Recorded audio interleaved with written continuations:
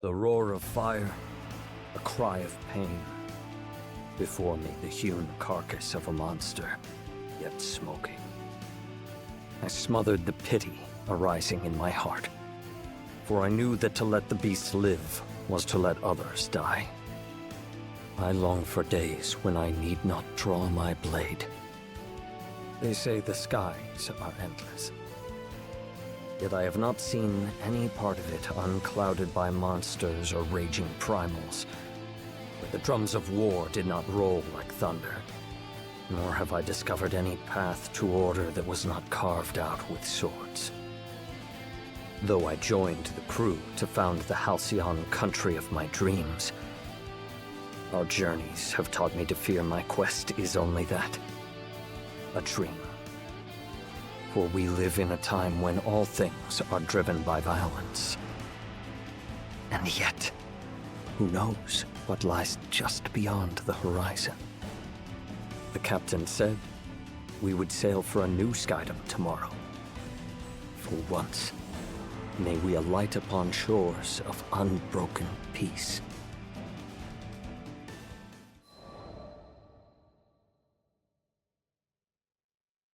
The House of Wales had 3 sons, bound as much by love as they were by blood.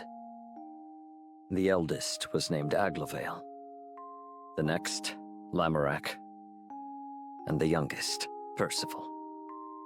I had not yet seen many summers when war broke out in a neighboring country, raising a tempest of violence that would blow us all asunder.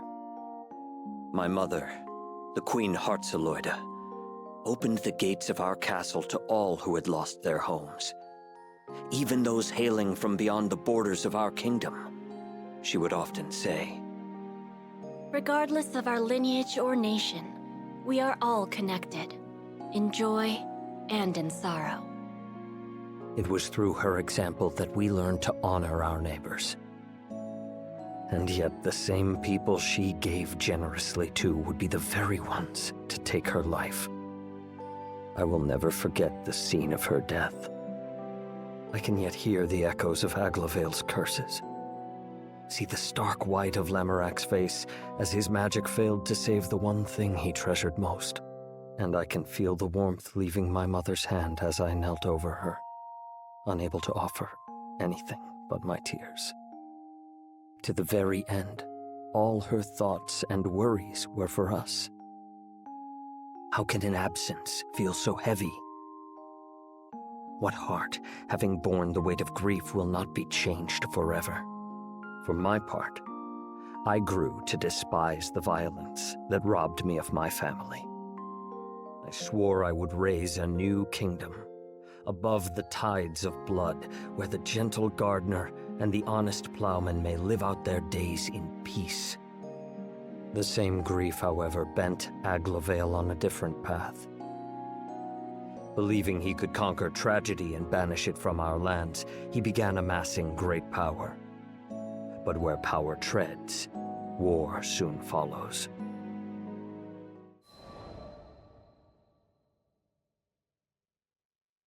It is custom for the sons of our house to serve as knights in foreign countries, thereby learning the ways of the world. I went to Feindrock, an ally of Wales, and there joined the Black Dragons, in time becoming vice-captain. Feindrock made no distinction between me and its native-born children, and I grew to see it as my second home. But no sea is so placid that storms do not brew.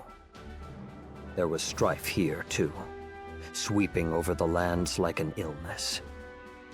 I set out on a journey to seek its cure, and that was how I met the captain. Never had I come across a greater fool. In the captain's eyes, there was no sky dweller too high or low to merit aid. No person too strong or weak to join the crew. Who better than to stand by me as I built a kingdom on an impossible dream?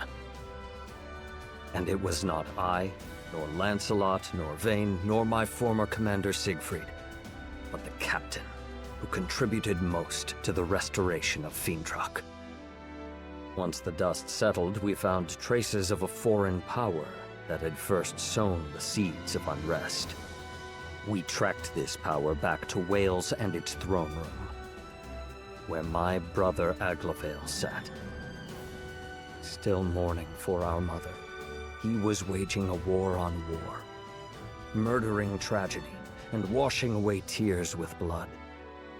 But one cannot fight fire with fire, for what beauty will bloom from the ashes? Once again, I borrowed the aid of the captain to stop my brother's rampage and help him see reason. Though Aglavale's deeds were wrong, they came from a desire to do good. 'Tis a simple matter to speak words of censure. The wise guide others not through saying, but through doing. Thus I shall build my country and show my brother it is not the flames of war, but the gentle hearth fire that will guide us to peace. Each day brings me nearer to my aim. Fortune has granted me a handful of stout-hearted vassals, the captain foremost among them. Though I am not possessed of any land, our ship is bound for the end of the skies. Surely we will sail over some quiet green fields where I may lay the cornerstone of my kingdom. My greatest care is the safety of the crew. The path of the Grand Cipher is beset by many perils, and I will not have a single vassal taken from me. So I have resolved to travel alongside and defend my captain, until the day I may sheath my sword forevermore.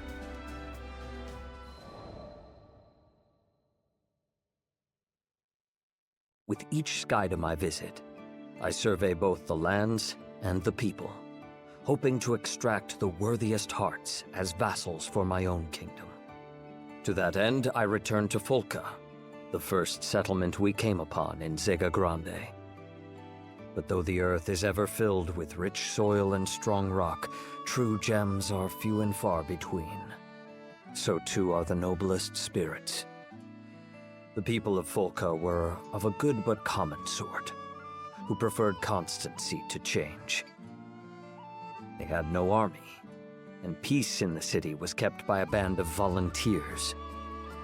But if there is one thing I have learned from the captain and crew, it is that wisdom and strength often reside in the unlikeliest of places. Thus I sought out the Fulkan Defense Corps, hoping to find a diamond in the rough. The city folk, however, expressed little faith in their guards. The Defense Corps? Full of bums who got more stomach for eating than fighting. Better off calling them the Defense Corpses for the fat lot of help they are. Yet these were dangerous times for Fulka.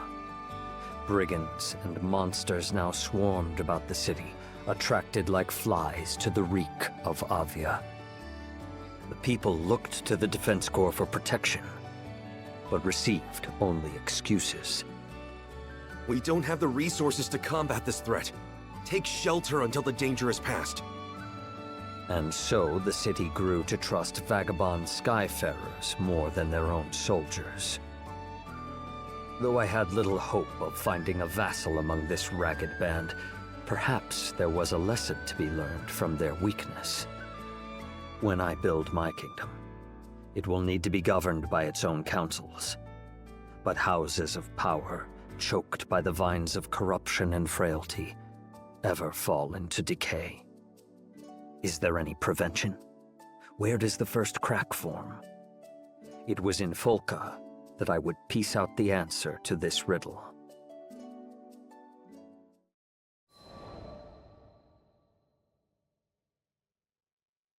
My road to the Defense Corps was short, but troubled. This world is being drowned in tears of suffering. Poor wretches, join us on the ship of salvation and sail to the island of Estalucia! It began when I happened upon a man in the city streets, preaching the creed of Avia.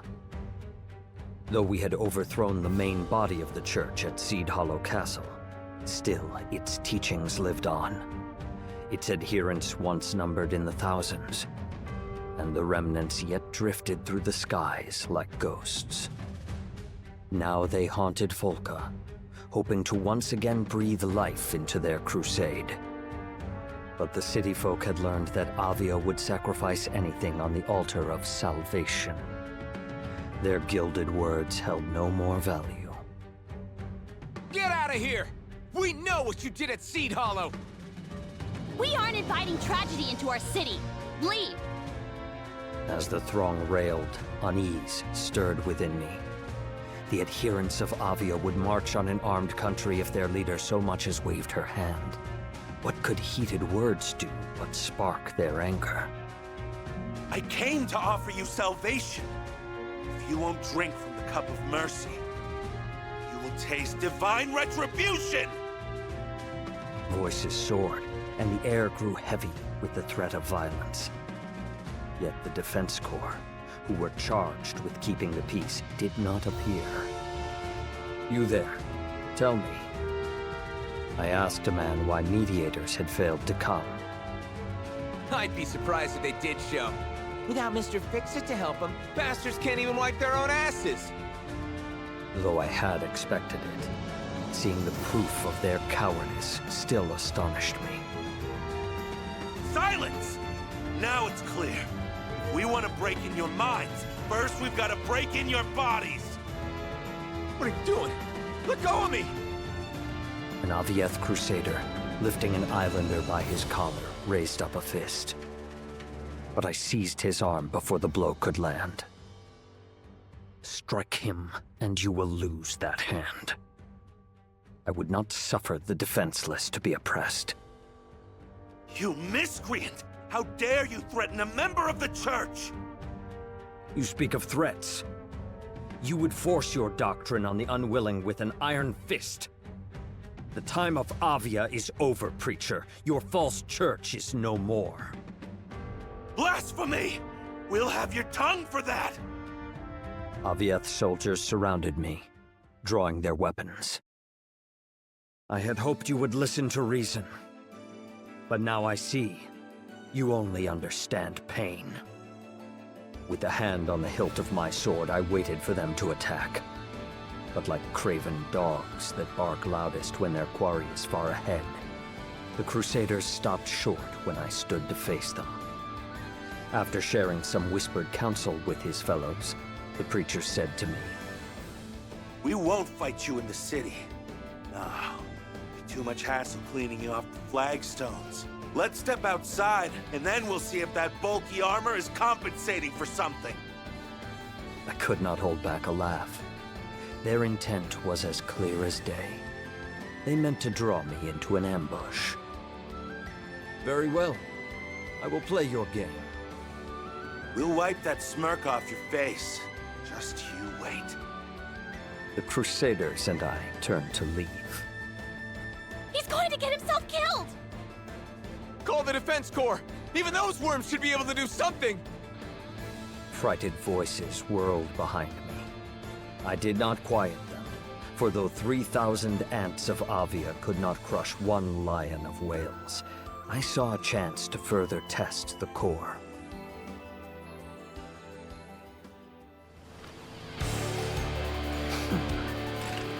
Set out. Death to all who interfere with Avia's sacred mission! You have abandoned mercy for violence and wisdom for bigotry. How dare you call your cause sacred? A demon! Some evil must be feeding his flames! Call for backup! Tell them to bring the droid up!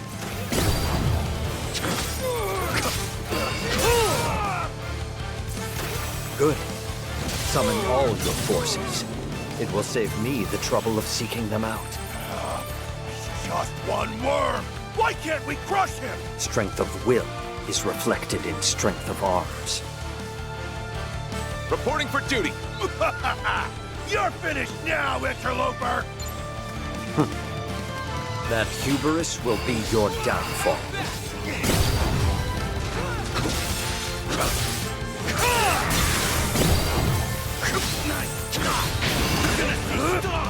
Out of my sight!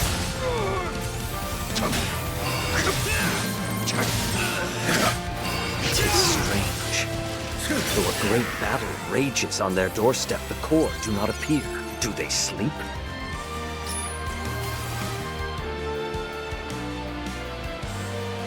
My poor brethren.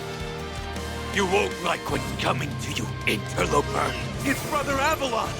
The redhead's done for. Fear no darkness.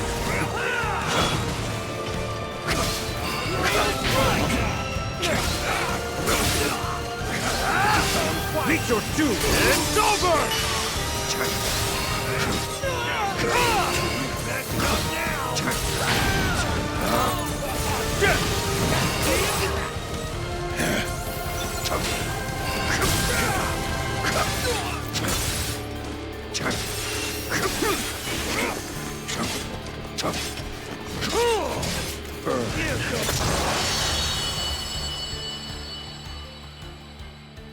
Wait. I know you. The Lord of Flames. I see my name has reached even the dregs of Zega Grande. His fire is the fire of hell.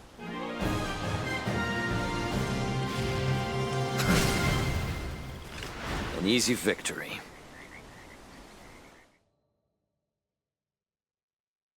Damn you! Damn you to the bottom of the skies! The Crusaders took quickly to their heels. The weakest dogs bark the loudest. I sheathed my sword, judging pursuit to be a waste of time. I doubted the cowards would ever return. There's one over there! Alerted by a voice, I looked up to see a group of soldiers hurrying towards me. Their livery was not of Avia, and they carried their weapons with the grace of a schoolboy wielding his first quill. I had a good guess of who they were.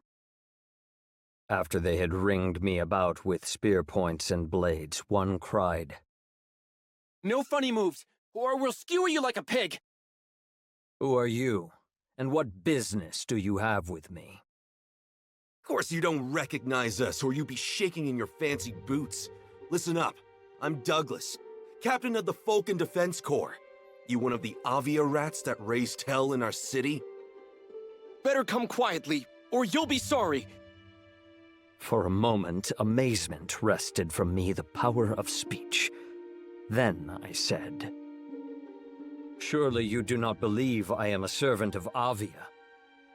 Don't play dumb! Who else would wear that tacky armor? What did you call my armor? I had always known my garb to be striking. So is the livery of all great kings and lords. For on the midnight field of battle, the general must ever be the brightest star. Thus may he enkindle courage in friends, and show the enemy he is not afraid. My own armor was well worn, and had shielded me from many dangers.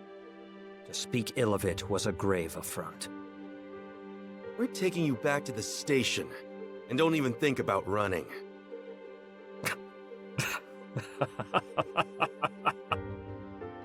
What's so funny? Nothing. Nothing at all. In truth, this was a matter more to weep than to laugh at. The proud guards of Fulka, arriving like carrion crows after the battle to pick at what spoils they may. It was a pitiful sight. Defense corpses, indeed. Do what you will. And so I was marched back to the city.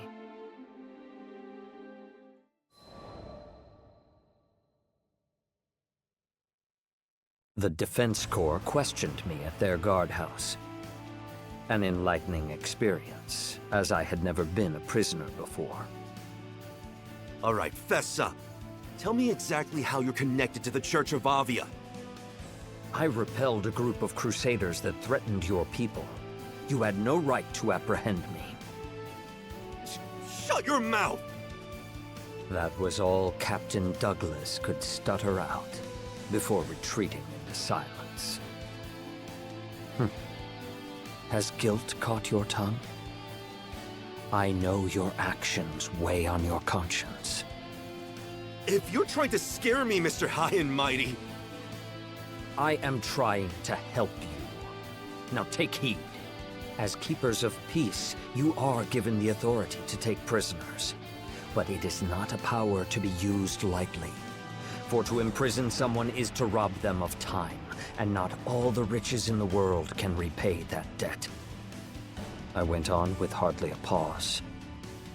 Today you failed your duty. You did not come when your people were in peril. Had I not been there, blood would have been spilled in your streets.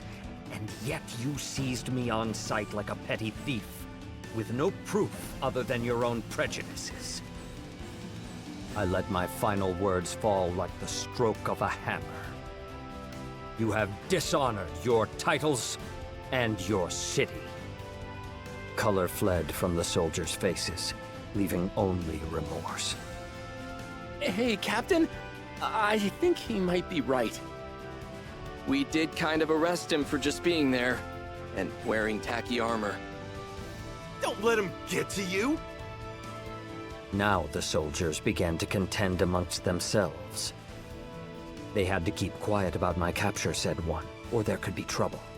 If only they had not delayed after hearing reports of violence, said another. It was good fortune, countered a third, that they had not run into Avia. So on and on they argued in circles, aimless, like a dog chasing its tail. Until at last Douglas, his impatience boiling over, burst forth with, All right, fine. Fancy Pants, you're acquitted. Now scram! "No." Seeing the soldiers at a loss, I said, "Since you have taken my time, I now ask you to share some of yours. I hear that your ranks are corrupted with frailty and disorder. From whence did this rot first spread?" Why should we tell you, huh? You got nothing to do with it. "Because I desire and command it." For a moment, Douglas could only stare. Come on, Captain. Just give him what he wants. Yeah, I don't think this guy takes no for an answer. Okay, Rubelox, you win. Now pipe down and listen up. And so the captain and soldiers of the Corps told me of their history and their malcontent. After the war, Zega Grande was left undisturbed for 500 years. This peace, like a deep sleep, had dulled the minds and limbs of Volca's warriors. So when the Crusades of Avia roused them at last, they were found weak and unready. Still, we did all right in the beginning. You probably don't know him, but we used to have a Mr. Fix-It in the city. Went by the name of Roland? Angel of a man, but he fought like a demon. The strength of Roland was their fortress, to which the Corps could rally if the battle went ill. When he vanished, the soldiers were left without their greatest defense. So, there we were, a group of idiots who could barely tell the butt of a spear from its head, left to play this game of cat and mouse. Self-loathing seeped into Douglas's voice. I know what everyone thinks of us. I know what they call us. But do you think we're wimps because we want to be? Now that Roland's gone, sending my corps to war, a real war, would be sending my brothers and sisters to death. Captain Douglas, you've been trying to protect us this whole time? I sighed.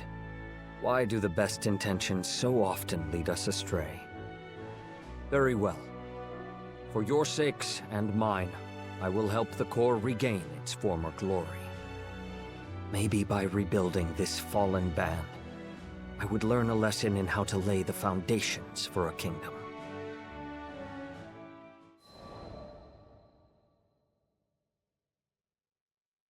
The next morning, I paid a visit to the Defense Corps headquarters. I did not receive a cordial welcome. You're that redhead. Why'd you come back here? To supply you with counsel. Now hearken to me. The soldiers could only look on in wonder as I continued. Order is the basis of any kingdom, great or small. It is what establishes harmony in music and builds peace out of strife. You are its keepers and conductors. Take pride in your duty. To this, the soldiers could find no response. I went on. You told me you cannot fight because Roland is gone. You are mistaken. Comrades give you courage, but true strength must come from within. You cannot fight because you are weak. There followed a moment of silence. Then the Corps encircled me. We didn't ask for your advice. Grab him! Throw him out! But I fixed them with a look. I have said nothing you did not already know. If you can see your faults, why not mend them? Begin by overseeing your daily tasks, for habit is the mother of success and failure. That's it! You won't shut up? Then we'll make you! I evaded the soldier's blow with a step. Raising my fist in the air, I said, wielding force to stifle dissent. Already you overstep your power. But I will not be silenced so easily. In one wave, the whole Corps rushed upon me, but they were like water breaking upon rock. I showed them mercy. So when it was over, their pride smarted more than their flesh. Who the hell are you? Only a passing skyfarer. Tell me, Captain Douglas, are you ashamed you could not lead your forces to victory against one man? All right, Rubelux, if you're so smart, why don't you try being captain? See how hard it is to train a bunch of bumpkins! There is no metal so firm it cannot be wrought. Very well then. Lend me your title, and I will show you how warriors are forged. Huh? And so I became the one-time captain of the Corps. Training began the following day. Arms maintenance, proper stance. They had no knowledge of even these rudimentary things. I was reminded of my days as a squire, when I was first initiated in the art of war. Of course, I was met with some resistance. There was talk of banishing me from Fula. Yet not a soldier abandoned their training. I saw that though they lacked discipline, their hearts were in the right place. As long as they loved their city, I would grant them the strength and knowledge to protect it. Often while they honed their bodies in the field, I gave speeches to reform them in spirit. When you hear of trouble, act swiftly, but above all, seek to prevent. Every drop of blood is a loss. The wise win wars before the first blow is struck. Take censure, but reserve judgment. Focus on bettering yourself, but the only actions you can control are your own. Always be ready to defend your people. Though peace may reign within your borders, there is no telling what perils lurk without. Within days, a new luster could be seen in the soldiers' eyes, and all talk of my banishment had faded. The training of the Defense Corps proceeded smoothly. Guess you know what you're doing. All right, Rubelux. You can run this outfit a little longer. Though they barked and whined, former Captain Douglas and his soldiers endured my training. The time had come for Fula to see them reborn. I proposed a patrol, the foremost duty of a guard, for evil, infirm of purpose, dares not stir beneath a watchful eye. That's a bad idea. I looked sharply at Douglas, who paced back and forth. Why do you waver? Why do you think? We've been losers our whole lives. We can't go out there now and dance around the place like we own it. They're gonna laugh at us. As a soldier, you must not weigh pride against duty. Now, this is a direct order from your captain. Move out. All came to pass as Douglas feared. In the streets of the city, children pointed, men jeered, and women laughed. Behind me, I could feel the will of my band weakening. Do not falter. Remember, shame should not hinder, but rather drive you to do good.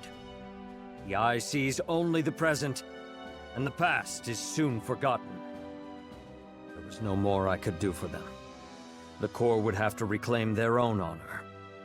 I led them on without another backward glance. Hey, look! It's the March of the Freeloaders! Must be nice getting paid to take a little stroll! These barbed words were slung at us before the tavern. The speaker was a red-faced man, no doubt set on by excessive wine. I slowed my pace. It was true that the Corps had brought this scorn upon their heads, yet what remedy could poisoned tongues offer? I never intended for them to be thus reviled. Turning, I walked up to the drunkard. You got a problem, big guy? The man shook in fear. But I did no more than bow to him. Forgive us. It is the part of a leader to bear the faults of his followers. For who will answer to a lord that will not answer for them? I am now the captain of the Corps, and speak on their behalf. We have failed you in the past. For that, we are sorry. But these soldiers are now changed. Give us time, and I swear on my honor we will set things right. Amazement flashed into the man's eyes, clearing the fog of drunkenness. Shamefaced, he hurried away. I wanted to apologize, Captain Percival. Douglas's voice sounded behind me. It's our fault you had to grovel to a juicehead like that. Enough. I held up a hand. Power is ever conjoined with responsibility. I did no more than duty commanded. Now come. The day wears on. It is time for training. At the guardhouse, the men fell to their drills with vigor. Put your back into your swings! Stand firm! You are the first defense of your people. Bear yourselves with pride! Yes, sir! Their voices were clear, and their movements strong. Soon, I thought, they would be a match even for the forces of Avia.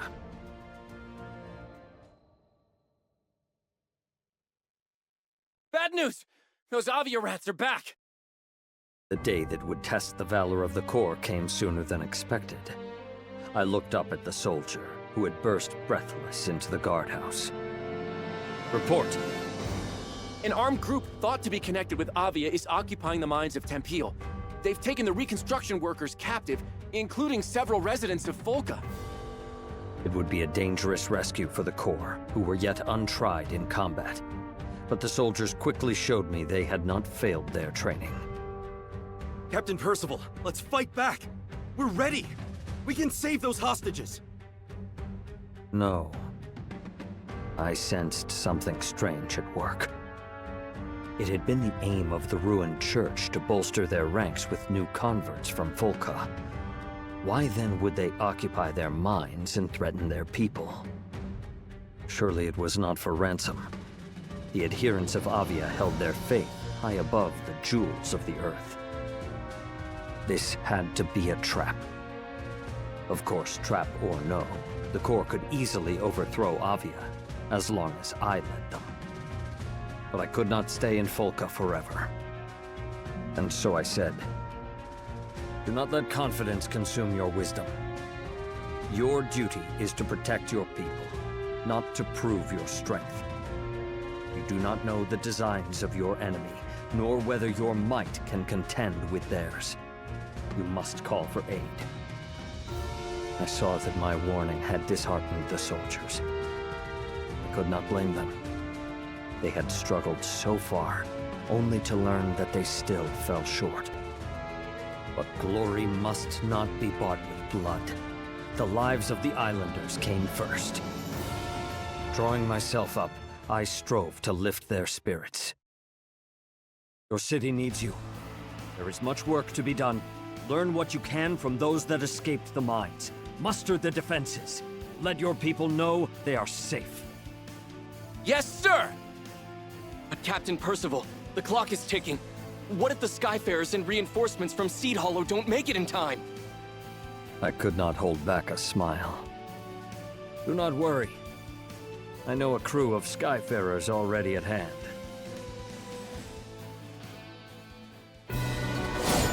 First, to secure the hostages.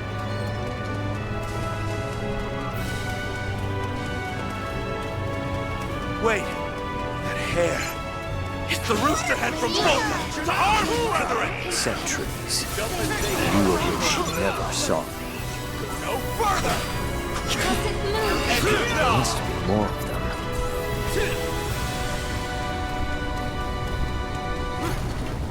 How'd you get in here? Where are the lookouts? Sleep on the job? You'll never know! Wind in the fields. There are too few of them. Their main force must be headed for Fulka. Perhaps I should turn back. No. All the hostages are behind bars. At least they will be kept safe from the battle. Who are you? You may know me as the Lord of Flames. Are you here to save us? So we meet again, Lord Percival. But unfortunately for you, this battle won't go like the last one. Not many who survived my flames dare to face them again. You are either brave or a fool. Can you believe it? They're winning 100-1! How? Well done. Have the stars forsaken us? The stars do not decide our fate. We do. In turning to treachery and force, you built your own tomb. Somebody please silence this man! Impressive fighting. A lovely opening act to the fall of Fula. It will take more time to bind these Crusaders than it did to defeat them.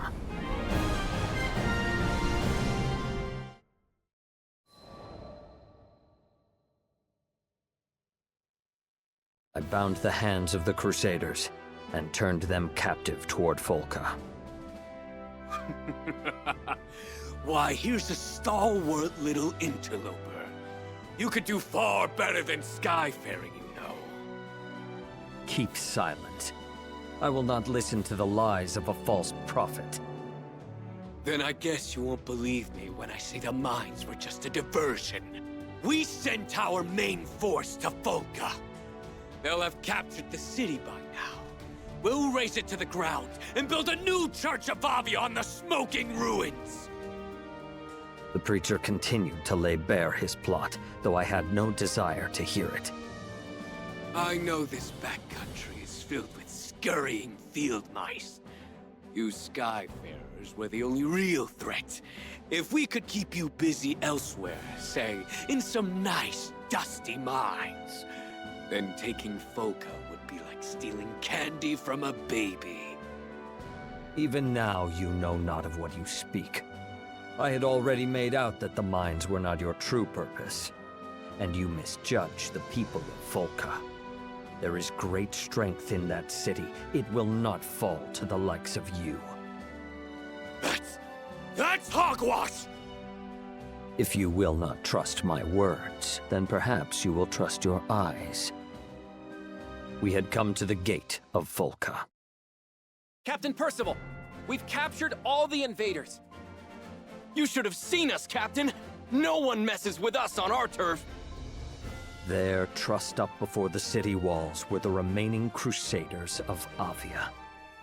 The soldiers of the Corps stood over them, bloody but triumphant. And the air was bright and filled with rejoicing as the people of Fulka cried glory unto their defenders. Impossible. How could country mice have overthrown the high hogs of Avia? With that, the preacher fell to his knees and spoke no more.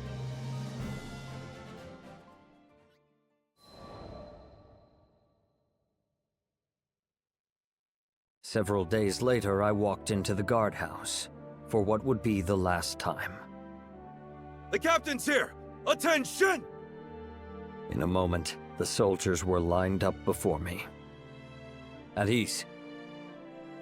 My friends, you have found your strength and your courage. The time has come for me to step down as your captain. For the space of a deep breath, the soldiers did not stir. I read in their eyes that they had long seen this day coming. Captain Percival,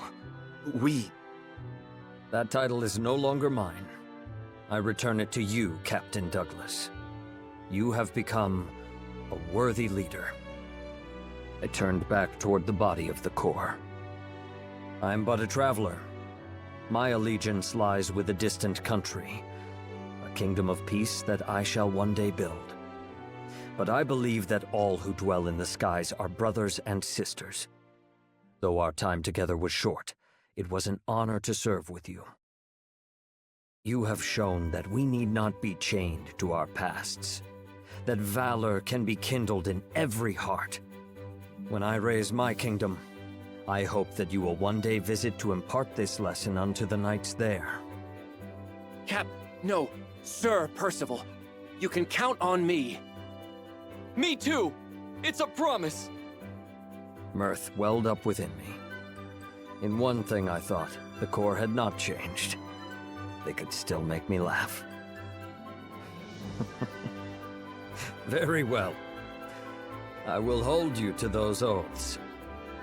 And so, bidding my friends farewell, I took once more to the skies.